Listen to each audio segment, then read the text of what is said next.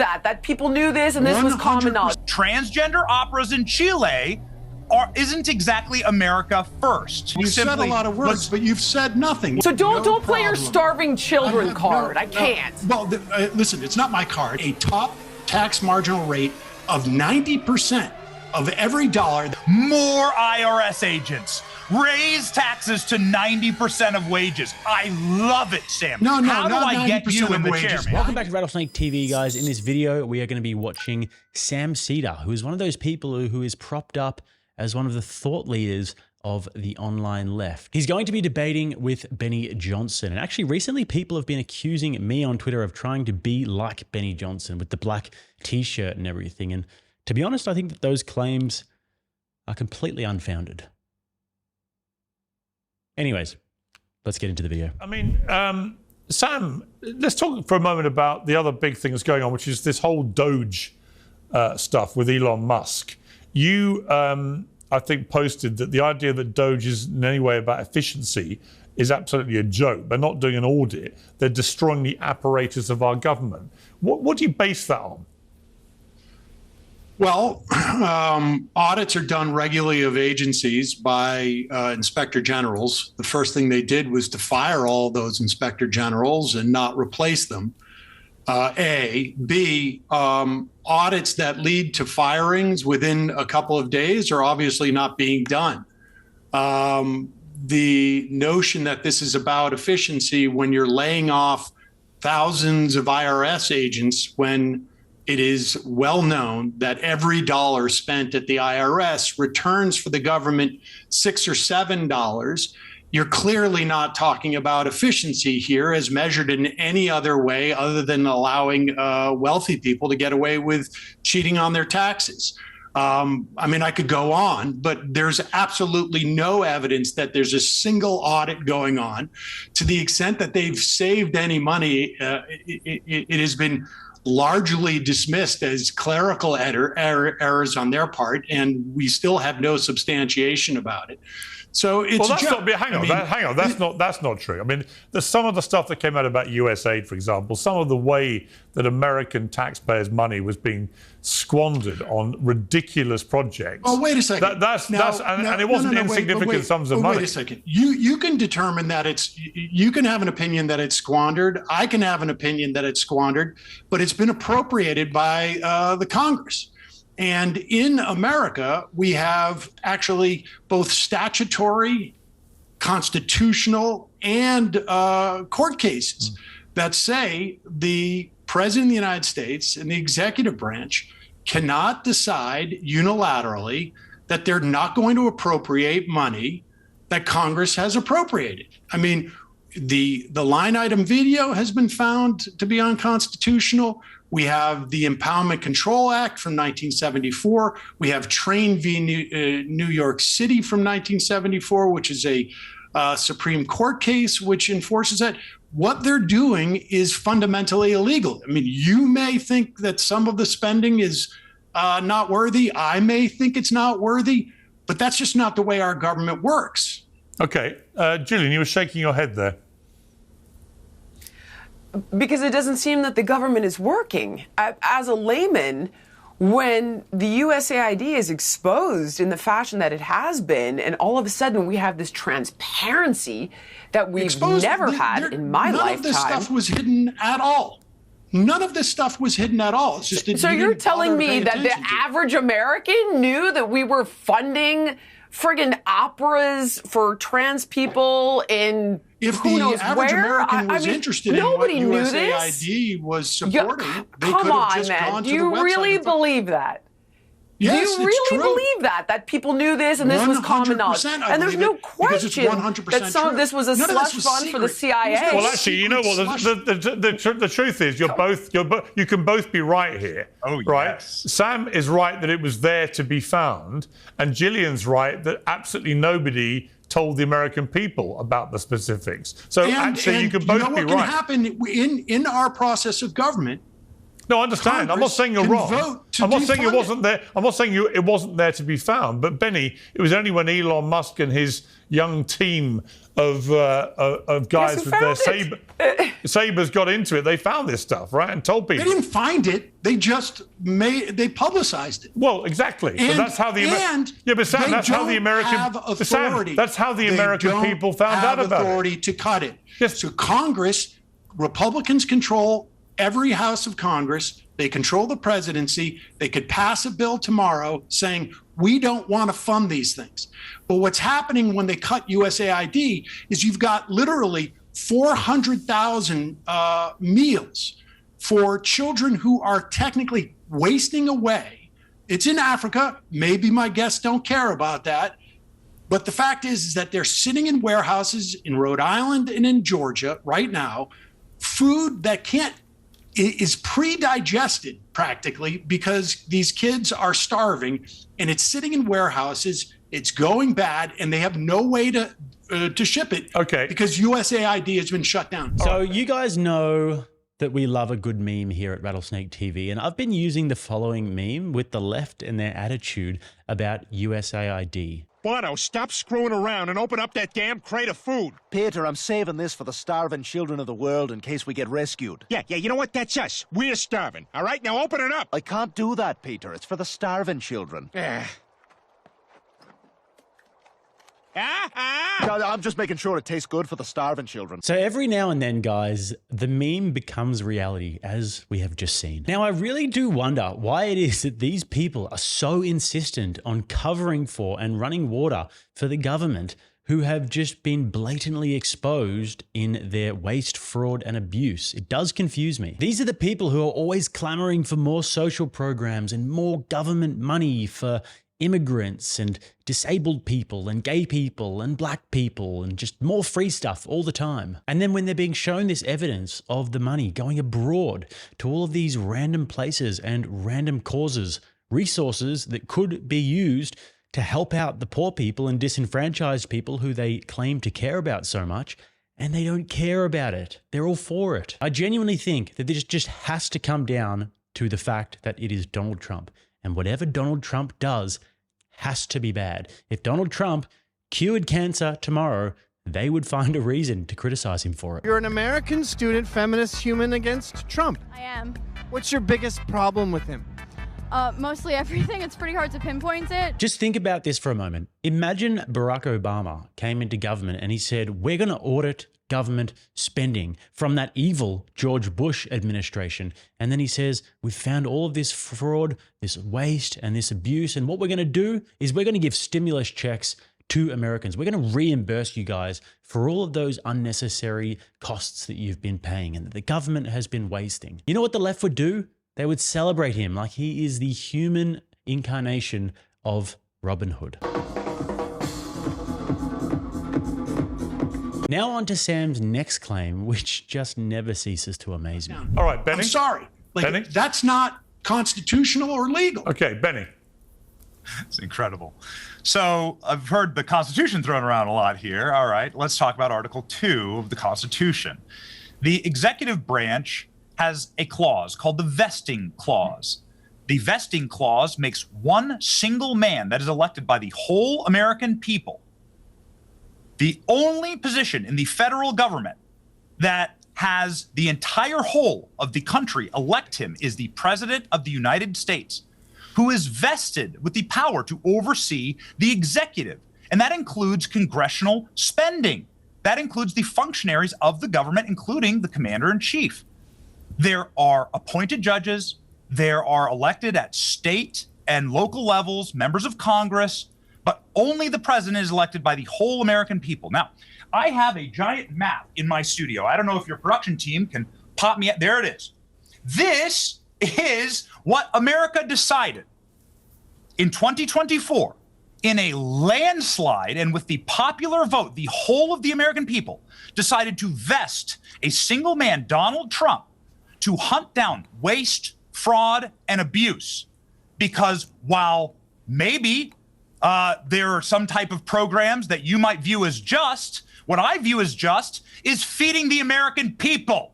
What I view as just is filling the potholes, educating, healthcare, and the capacity to serve Americans. To cut food stamps. And so, what America voted for was America first, and transgender operas in Chile isn't exactly America first. And to say that USAID was simply— You've said a lot of words, but you've said nothing. You haven't addressed the Constitution, the Supreme Court cases, the Empowerment Control Act, none of that. You can say that you don't think it's right to feed starving children in Africa. That's your prerogative. Can we address the feed starving children? Donald Trump, I can't believe you're going with the starving children. You're going with a starving children. No, it does. I mean, it does other things that you don't like. All right, let me. But it also does this. Allow the lady in the room to speak, please. USAID money spent. Let Gillian have her say. On feeding starving children or guys, in Ukraine in 2014. Guys, let Gillian speak for a moment. Gillian. Guys, if you have not heard, Andrew Wilson and I have started a new podcast called Not One Step Back, where we are going to be doing multiple episodes per week, breaking down all of the hottest political issues of our day. This is a brand new YouTube channel. If you guys enjoy that thing, you're going to absolutely love it. So I'm going to link the episodes and the channel, Not One Step Back, right below there. We've already released our first episode, and there's going to be a lot more to come. So make sure to check that out. The feeding starving children thing is such a freaking red herring. So first of all, the vast majority of this USAID bloat and corruption does not go to that. Second of all, we have children starving here in America. But third of all, and what you don't know and what you have not looked into, okay, is that read a book. It's called Save 3 Lives. And it's by the Rodale family. And it has to do with the fact that our big ag companies went into the developed world to addict their soil to our GMO crops. It's a money laundering game. They can grow their crops in their soil far more efficiently and did for thousands of years before ConAgra and Cargill and Monsanto and ADM went in. You just don't know that because you haven't done your homework. So you're like, oh, there's children starving in Africa. When really, it is about billions of dollars going to big ag. That's what that's really about. And I've seen it firsthand when I went to South Sudan and stayed at a refugee camp. So don't play your starving children card. I can't. Well, listen, it's not my card. It's just simply the reality. And the fascinating thing about this, your card, though. Your game is like nobody's empathetic because children are starving. We are talking about let him respond, really Gillian. Let him respond. USAID is a percentage point, like literally less than 1% of the U.S. budget. But because there is this attitude amongst frankly, it's not just USAID. I don't like them cutting the IRS. I don't like them cutting the EPA. I don't like them cutting Labor Department. I don't like them cutting the National Labor Relations Board. I don't like them cutting the FDA. Do you like the level of USDA? Do you like the level of debt your country's in? I don't think it's as much of a problem as you do. But here we know the debt shot off like a rocket with the Bush tax cuts and then with the Trump tax cuts, and they want to extend those. And so if we want to deal with the debt, and if that's a genuine concern, we can go back to the time in this country where we had the greatest economic expansion during the 50s and the 60s, when we had a top tax marginal rate of 90% of every dollar that would be earned over $470,000. Today, it would be $3 million. And if these guys are very concerned about the debt and deficit, we have a way of raising that money. We can go back to the greatest economic time of this country. So if that's genuinely their concern, we have that power to do it. I mean, we're not spending, as a function of GDP, we're not spending significantly more per capita than we were in those years. The problem is that we don't have the revenue. There's been huge tax cuts for millionaires and billionaires and presided over by two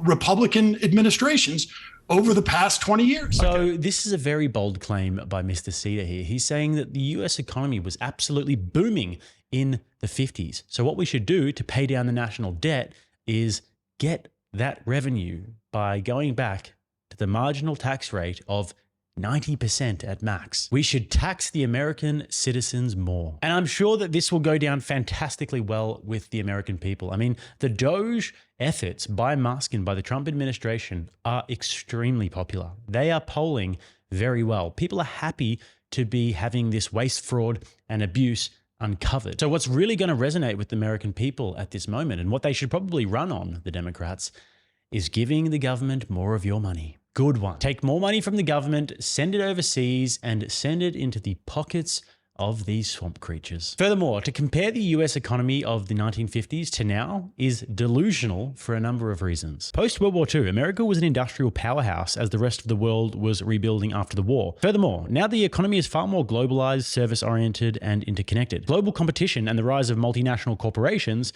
mean that business and wealthy individuals can often relocate their capital or move operations abroad to avoid higher taxes. Also, if you don't address the root problem, which is overspending, and try to balance the budget, then stealing more of the American people's money is going to be a completely useless endeavor. And it'll be a drop in the ocean at max, and the national debt will just continue to skyrocket. And America is the land of opportunity as well, and it's a land of technological innovation. And if you tell people that if they reach their goals, if they really make it big and do something special, then they will be taxed 90%, they just will not have any incentive to innovate whatsoever. And you know what they'll do? They'll use this globalized market that we live in. They'll go to a place like Dubai or go to a place like Singapore, somewhere that will welcome them with open arms, and they will do their innovation there. Anyways, on to the last part now, where Benny Johnson echoes these ideas that it would be extremely unpopular with the American people, what Sam is suggesting. Okay, Benny, on that point, respond. Here's, I love it.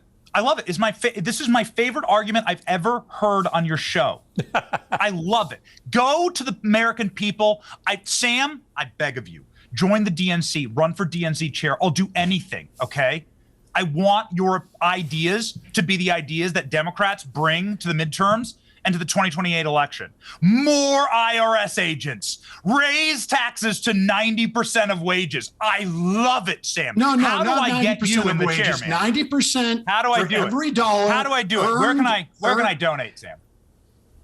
Just send the money to me directly. It's the greatest argument ever. You're right, Sam. Taxing millionaires and billionaires actually does quite well in terms of polling. And when Americans see what wealth disparity looks like in this country today, when they actually see the wealth disparity, yeah, we've seen it's wealth quite disparity. popular. It looks like a federal government that's $37 trillion in debt, spending money on total bullshit. You don't know what wealth disparity means. And absolute and total fraud. Hey, Sam, why don't you answer a quick question? You can Google it and find out what it means. Hey, Sam, why don't you answer a quick question for me? Why are the richest counties in all of America the 5 major counties in the DMV right around Washington, D.C.? Can you explain to me, what do those counties do? Are there some mineral deposits there I don't know about? Did they strike oil? Is there some type of rich industry that's created around Washington? Maybe you can answer me that question. Why are those people so filthy rich? You don't seem to like rich people, so maybe explain why. I can answer that question. What does DC You want me to make, answer it? Sam? It's lobbyists. It's lobbyists like all of the ones that have been appointed to Donald Trump's cabinet and to political positions. Rich lobbyists for all sorts of these industries that you supposedly have a problem with. I mean, that's where all the money is being made. It's not being made by federal workers. It's being made by lobbyists.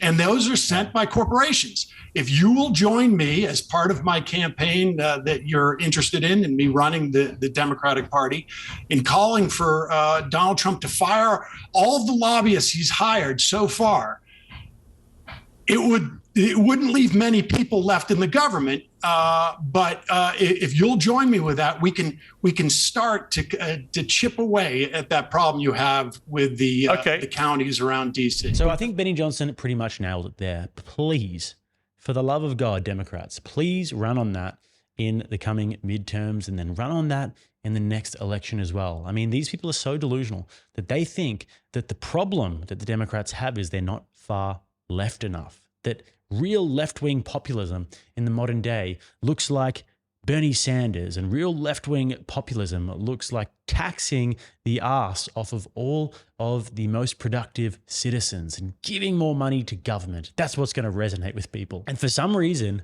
I don't know, guys, maybe it's just me, I don't think it'll really land. So anyways, guys, it's enough from me today. Don't forget to like the video and subscribe to the channel. And if you guys haven't checked out the Not One Step Back podcast, I'm going to leave a clip and the episode here for your perusal. And with that, I'm Jake. This is Rattlesnake TV, keeping you armed and dangerous.